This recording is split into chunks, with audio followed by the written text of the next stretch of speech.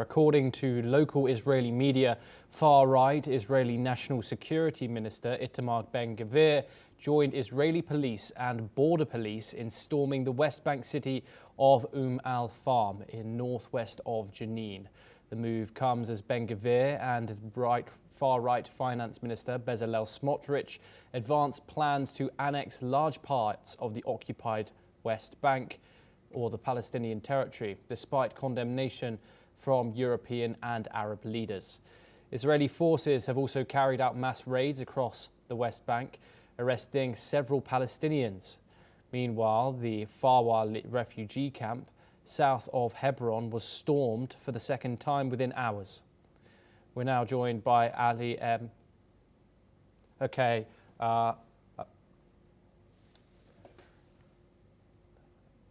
We are covering Ali. Hopefully we are going to be joined by Ali M. Bushback in just a second to discuss this. However, we are discussing Itamar Ben-Gvir and Bezalel Smotrich's plans to annex the West Bank, which seems to be approaching very swiftly. The finance minister joining this police raid in the West Bank as a part of symbolism, it seems, something that he has been publicly doing recently. We're now joined by Ali M. Bushback to discuss this further. Ali, Itamar Ben-Gvir joining this security raid in the occupied West Bank. What was he trying to symbolize with this action? Thank you, Thomas, for having me. The thing is, according to several of Palestinian and international media, they describe this visit as a provocative visit for the Palestinian in West Bank. And worth mentioning that Itamar Ben-Gvir, he one of the Israeli right-wing coalition in this government also, and he one of the people, one of the president, or one of the minister who created the permission to hold and the sale the weapon for the for the settler, around more than 230,000 of permission that for the settler to hold a gun and hold a weapon.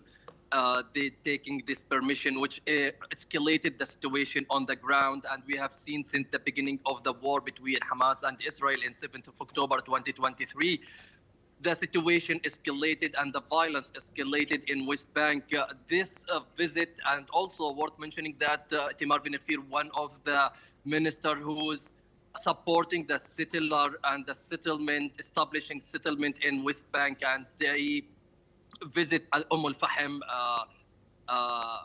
district to destroy several of Palestinians' home and Palestinians' house under the claim that it's illegal and without any permission to establishing their home.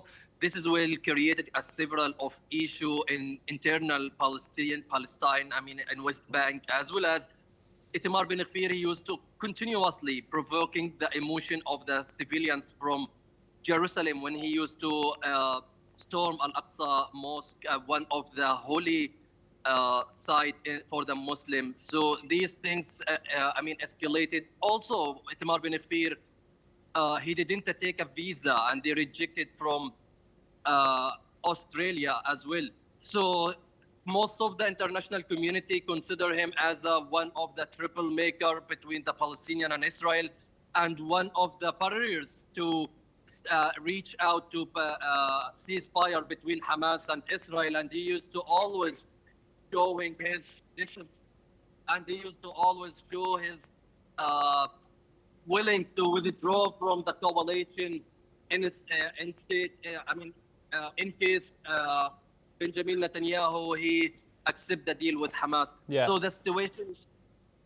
Yeah, Thomas. Ali, of course, this is different to the situation in Gaza. However, the same cause, obviously. You did mention there briefly that Bezalel Smotrich announced the building of E1 settlements in the West Bank. For those who don't know, the international community does see this as illegal, where Israeli settlers build settlements onto Palestinian land. Ali, could you give our audience a little bit of an insight about the power that Palestinians have in deterring this, if any? So the Palestinian inside West Bank as well as inside Israel itself, because there is a 2 million Palestinian in Israel and they have a citizenship in Israel and they are treating them as a second level citizen inside Israel. So the situation, it will exacerbate it and escalate it. We have seen last 3 days, there is a protest in Umm al-Fahm itself as well to support Gaza and to end the war in Gaza. So these things, they will protest. And according to the international solution between Palestine and Israel, the United Nations Security Council, their resolution 26634 that considered the Israeli settlement in Palestine territories, it's illegal. So I guess that will escalate it. It will damage Israelis' picture and Israelis' reputation in the international community if they will continue us such kind of policy on the ground. And I guess will escalate it by protest and making chaos like what we have seen last week. As Israeli protesters, they are rebelled and they created some chaos in Tel Aviv and Jerusalem's street. So I guess that will happen again in Umm al-Fahm and several of Israeli sides. Yes, Ali Abushbak, thank you very much.